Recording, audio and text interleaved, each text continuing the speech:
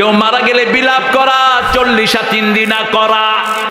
আপনার বাবা, আপনার মা, আপনার প্রিয়জন মারা গেছে, এই অবস্থায় আপনি সবাইকে গরু জবাই করে খাওয়াইতেছেন, তার মানে আপনি অনেক খুশি। মৃত্যুবার্ষিকী পালন করার হুকুম কি?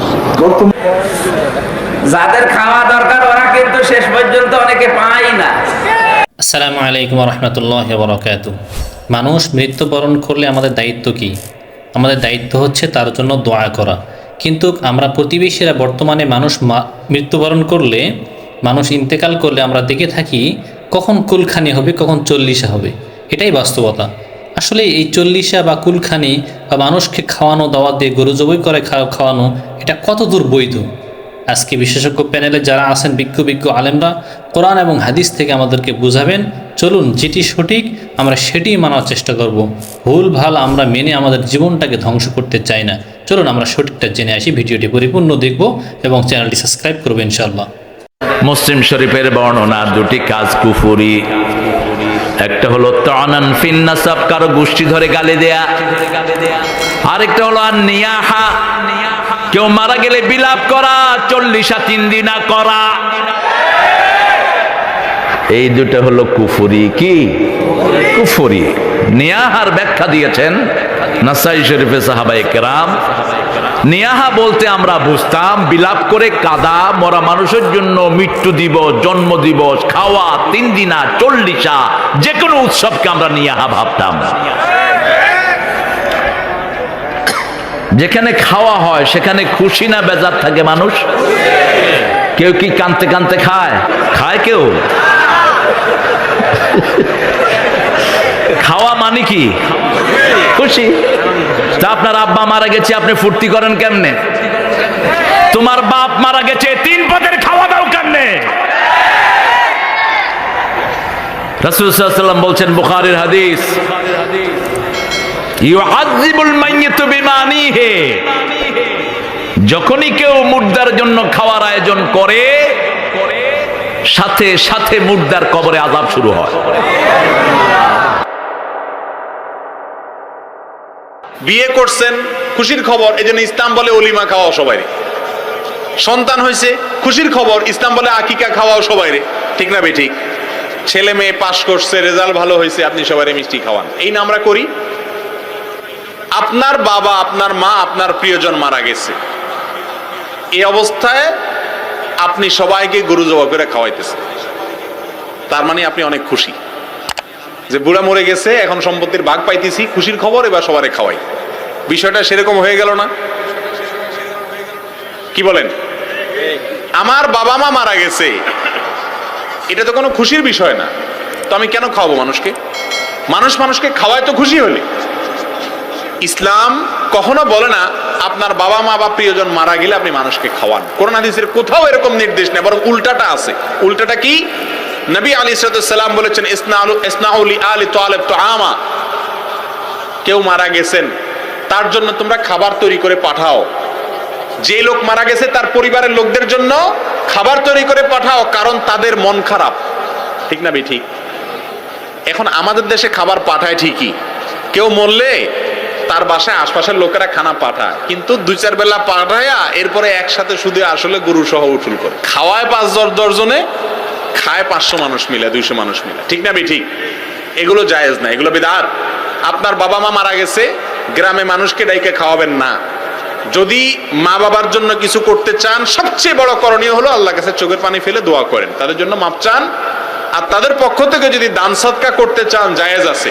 এক সাহাবী এসে বলছেন, ইয়া রাসূলুল্লাহ, আমার মা মারা গেছেন, একটা কুয়া আছে, এটা দান করতে চাই। তিনি বলছেন করেন। একজন এসে বলছেন, ইয়া রাসূলুল্লাহ, আমি হজ করতে চাই। তিনি বলছেন করেন, করো। অতএব মা বাবার পক্ষ থেকে উমরা করা যায়, হজ করা যায়, দানও করা যায়, কিন্তু গরু জবাই করে খাওয়াইতে হবে নির্দিষ্ট দিনক্ষণ ঠিক করে, এটা ইসলামে কোথাও বলা হয় নাই। মৃত ব্যক্তির পক্ষ থেকে যেটা করা হয় ওটা সাদকা। ওটা কি বলেন না কেন? সাদকার মাল খাওয়া জায়েজ আছে, এতিম মিসকিন অসহায় যারা, তাদের জন্য। উনি যে দাওয়াত দিলে 10,000 মানুষকে খাওয়াবে, কার পক্ষ থেকে? মৃত ব্যক্তির পক্ষ থেকে। ওনার বাবা মারা গেছে, মৃত ব্যক্তির পক্ষ থেকে। ওই দাওয়াতে এসেছে আমি 5-8 গাড়ি নিয়ে, আমি তো এতিম। বরকতি ভাই এসেছে, উনি ওই যে এক্স করোলা গাড়িতে চড়ে, মনে করেন ওই গাড়ি নিয়ে এসেছে, উনি আর এক এতিম না? এইরকম এতিমরা যদিও খানা খায়, খানা হবে? ওটা খাওয়ার দরকার ছিল কাদের, আর খাচ্ছে কোন এতিমরা? শেষে বাড়ি যাওয়ার আগে থালা নিয়ে আসে, ওই থালা বাড়ি দিতে দিতে চলে যায়। আর যাদের খাওয়ার কোনো অভাব নেই তারা খেয়ে যাচ্ছে খানা। কি খাচ্ছে? খানা। এটা মৃত ব্যক্তির পক্ষ থেকে যা করা হলো এটা কি বলেন? বলেন। এখন স্বপন ভাই যদি বলে যে আমার বাবা মারা গেছে, 2000 টাকা দিলাম আপনাকে, সাদকার টাকা আপনি নেন, আমি কি নেব না আরো গরম দেবো? হ্যাঁ, আপনি আমার সাদকা খাওয়াবেন। বরকতি ভাইকে দিলে উনি ওইটাই বলবে যে আমি সাদকা খাওয়ার মানুষ না। অথচ ওই 3000 টাকা দিয়ে যদি বাজার করে আমাদের দুজনকে দাওয়াত দেয়, পায়জামা খুলে খাবে না? জিনিস তো একই, আগে টাকা দিচ্ছিল, এখন খাবার দিচ্ছে। মৃত্যুবার্ষিকী পালন করার হুকুম কি? বর্তমানে আমরা অনারব কৃষ্টি কালচার, পাশ্চাত্য বা অ্যারিয়ান, যেটা জি। আর্য, ইরানিয়ান, ইউরোপিয়ান কৃষ্টি কালচারের কারণে এটা আমাদের সমাজে ব্যাপকভাবে প্রচলিত ছড়িয়ে হয়ে গেছে, বিশেষ করে যারা মুসলিম সমাজগুলোতে বাস করেন।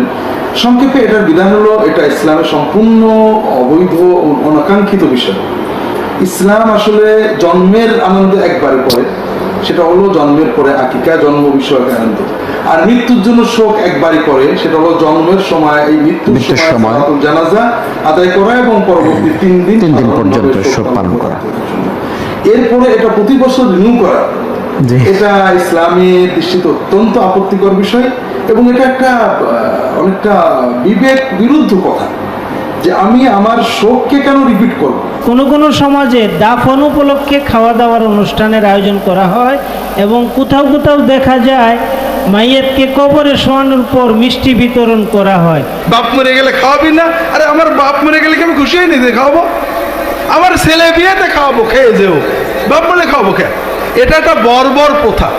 একদিকে শরিয়াতে বেদাত, কারণ রাসূলুল্লাহ সাল্লাল্লাহু আলাইহি ওয়াসাল্লাম সাহাবীদের আপনজনেরা মারা গেছেন না, তারা সদাকে জারিয়া করতেন। প্রথম কথা, মৃত্যুর 3 দিনের ভিতরে যাদের বাড়িতে মারা যায় তাদের রান্না করাই নাজেজ, পাড়াপড়শিরা খাওয়াবে, আর আমরা উল্টো তাদের বাড়ি খাই। 2 নম্বর হলো যে মরা উপলক্ষে খানা খাওয়ালে মাইয়াত সওয়াব পাবে। সাহাবীরা তাবেঈনরা করেননি, বলেননি। রাসূলুল্লাহ সাল্লাল্লাহু আলাইহি ওয়াসাল্লাম বলেছেন সাদাকায়ে জারিয়া করতে, যে আপনি 2 লক্ষ টাকা 1 লক্ষ টাকা খরচ করে খাওয়ালেন। প্রথমত নবীর তরিকার খেলাফ, সওয়াব হবে না। আপনি কি প্রতি বছর 1 লাখ টাকার খানা করতে পারবেন নাকি? পারবেন না? পারবেন না। যদি আপনি ওই 1 লাখ টাকা মসজিদ বানাতেন, মাদ্রাসা বানাতেন, সাদাকায়ে জারিয়া করতেন, তাহলে আপনার বাবা মা কিয়ামত পর্যন্ত প্রতিদিন এই টাকার সওয়াবটা পেতে থাকতেন। তা আসলে ভাইরা আমরা ভুল বুঝি, এই খানা সামাজিকতা, এর ভিতরে সওয়াব তো নেই, গুনাহ হবে। আপনারা সাদাকায়ে জারিয়া করবেন, কিছু না পারলে এতিমখানায় গরু দিয়ে দেবেন, ছাগল দিয়ে দেবেন, সাদাকার নিয়তে, এটার সওয়াব যেন আব্বা আম্মা পায়। মৃত ব্যক্তিকে কেন্দ্র করে কোনো জিয়াফত করা, মিলাদ করা, কোনো কোরআনখানি, কুলখানি, এগুলি সবই টোটাল নিয়াহাতের অন্তর্ভুক্ত। ইবনে মাজার মধ্যে জাবির ইবনে আব্দুল্লাহ বলছেন যে কুন্না নাউদ্দুল ইজতিমা ইলা আহলিল মাইয়িত ওয়া সানআতাত তুআমি মিনান নিয়াহা। আমরা মৃত ব্যক্তির পরিবারের ওখানে কয়েকজন মিলে জড়ো হওয়া, যে কোনো কাজ করা, জড়ো হয়ে কোনো জিয়াফত হতে পারে, কোরআন মৃত্যু পরবর্তী হোক এবং মৃত্যু বার্ষিকী উপলক্ষে হোক, বার্ষিকী উপলক্ষে হোক, এগুলো করা, সেখানে কোনো খাবার দাবার আয়োজন করাকে নিয়াহাত মনে করতাম। আর নিয়াহাত কি জিনিস? মানে শোক অনুষ্ঠান, ক্রন্দন অনুষ্ঠান, এই জাতীয় খাওয়ানোর অনুষ্ঠান। এগুলো করলে কি হয়? সহিহ বুখারীর জানাজা পর্বে একটা হাদিস রয়েছে, আল মাইয়িতু ইউআযাবু বিমা নিহা আলাইহি। মাইয়েতের জন্য এই জাতীয় কোনো অনুষ্ঠান করলে তার আযাব হবে। তাহলে আমরা মৃত্যুবার্ষিকীতে যা করি, আমরা আসলে মা বাবার আযাবের ব্যবস্থা করি। এটা বেদাত অনুষ্ঠান হিসেবে গণ্য হবে। বেদাত অনুষ্ঠান হওয়ার কারণে এগুলো দ্বারা মা বাবার মুক্তি তো হয় না, বরং কবরে তাদের আযাব হবে। যদি তারা জানতেন যে আমার সন্তান এটা করবে আর জেনেও নিষেধাজ্ঞা দিয়ে জাননি, তখন কিন্তু আযাব হয়ে যাবে। সবাই একটা রমরমা ভাব নিয়ে খাইতে যায়, মনে হয় যে বিয়ের দাওয়াত খাইতে যাইতেছে, আছে না নাই? তো যে মরছে আপনি তার জন্য কাঁদবেন, দোয়াই না করবেন, এত খুশি কেন আপনাদের? আপনি খাওয়ান, খাওয়াতে দোষ নাই। আপনি মাইয়াতের রূহের মাগফিরাতের জন্য খাওয়ালে মৃত ব্যক্তির গুণ আল্লাহ মাফ করবে, সেটা ঠিক আছে, কিন্তু খাওয়াবেন মিসকিনদেরকে, ইয়াতিমদেরকে, তারা বেশি হকদার। এখন দেখা যায় 40-হাতে মিসকিনদের জায়গা কম, এলাকার পয়সাওয়ালা লোকেরা এসে লাইনে বসে থাকে, আমি দেখেছি যেটা। কিন্তু দরকার ছিল, আমার আব্বা মারা গেছে, এই এতিমখানায় আমি একটা গরু দিয়ে দিলাম, ওরা সারা বছর খেতে পায় না, ওরা খাবে, খেয়ে আমার আব্বার জন্য দোয়া করবে, ঠিক কিনা? আর সবচেয়ে বেশি দোয়াটা কবুল হবে আপনার আব্বার জন্য।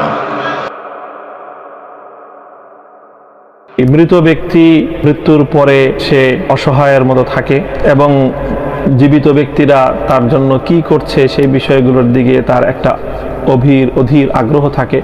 এই বিষয়গুলো বিভিন্ন হাদিসের দ্বারা প্রমাণিত হয়। তবে এ সকল ক্ষেত্রে সমাজে প্রচলিত যে সকল কুসংস্কারগুলো রয়েছে সেগুলো অবশ্যই পরিত্যাজ্য। যেমন কুসংস্কার হলো দিন তারিখ নির্ধারণ করে তার জন্য কোনো অনুষ্ঠান করা, 3 দিনের দিন, 4 দিনের দিন অথবা 40 দিনের দিন ইত্যাদি বিভিন্ন নামে বেনামে যেই সকল অনুষ্ঠানগুলি সমাজের মধ্যে করা হয় এগুলি সবই বেদাত। হ্যাঁ, মৃত ব্যক্তির জন্য যেটুকু করা যায় সেটা হলো যে কোনো জীবিত ব্যক্তি মৃত ব্যক্তির রুহে সওয়াব পৌঁছানোর জন্য ইসালে সওয়াবের উদ্দেশ্যে কোনো নেক আমল করবে এবং নেক আমল করে এই নেক আমল তার রুহের উপর তার আমল নামায় পৌঁছে দেওয়ার উদ্দেশ্যে যদি নেক আমল করে তাহলে আল্লাহ পাক রব্বুল আলামিন জীবিত ব্যক্তির আমলের সওয়াব মৃত ব্যক্তির আমল নামায় পৌঁছে দিবেন। এতটুকুই শুধু প্রমাণিত। হযরত সাদ ইবনে উবাদা রাদিয়াল্লাহু আনহু ওনার আম্মা যখন মারা গেলেন তখন তিনি বললেন, ইয়া রাসূলুল্লাহ, আমার মা মারা গেছেন, আমি অনুপস্থিত ছিলাম, এখন আমি যদি আমার মায়ের পক্ষ থেকে কোনো কিছু সাদাকা করি তাহলে সেটি কি আমার মায়ের কোনো উপকারে আসবে? নবীজি বললেন, হ্যাঁ, উপকারে আসবে। তখন হযরত উবাদা ইবনে সামিত রাদিয়াল্লাহু আনহু বললেন, ইয়া রাসূলুল্লাহ, আপনি সাক্ষী থাকুন যে আমি আমার মিখরাফ অমুক বাগানটি আমি আমার মায়ের পক্ষ থেকে সাদাকা করে দিলাম। কাজেই এভাবে নিজের মায়ের পক্ষ থেকে সাদাকা করে দেওয়া এবং তার পক্ষ থেকে কোনো নেক আমল করে দিলে সে এটার সওয়াব পাবে। সহিহ মুসলিম শরীফের মধ্যে হাদিসটি বর্ণিত হয়েছে। প্রিয় দর্শক, থেকে বোঝা যায় যে মৃত ব্যক্তিদের জন্য যে কোনো নেক আমল করলে সেটি মৃত ব্যক্তিদের উপকারে আসবে। কাজেই নেক আমল করা চাই। বেদাত এটি কোনো নেক আমল নয়। নিজেদের পক্ষ থেকে মন করা কোনো রূপ যেটি শরীয়তের মধ্যে যার বিধিবদ্ধতা নেই এমন কোনো জিনিস নিজেদের পক্ষ থেকে বিধিবদ্ধ করে নেওয়া, এটি হলো বিদআহ।